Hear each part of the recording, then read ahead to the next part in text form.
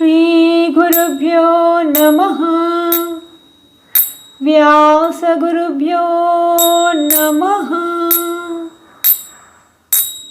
व्यासनारायणो हरि वेदव्यासनारायणो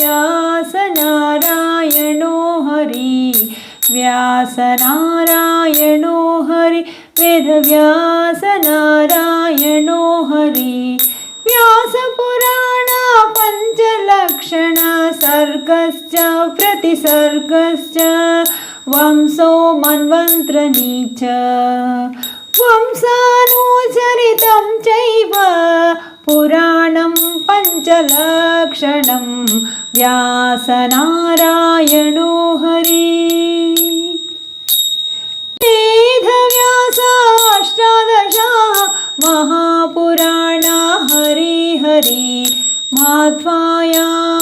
भाद्वायां चैव भ्रात्रायां चतुष्टाय वनापालिङ्गपुष्कानि पुराणानि पृथक् व्यासनारायणो हरि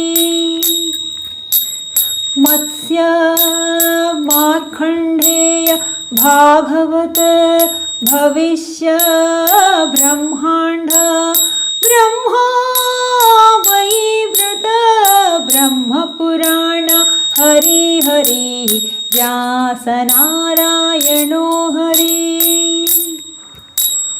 वामन वरः विष्णु वायु अग्निनारद पद्मालिङ्गा गरुड स्कंद कूर्म पुराण हरि व्यासनारायणो हरि वेदव्यासनारायणो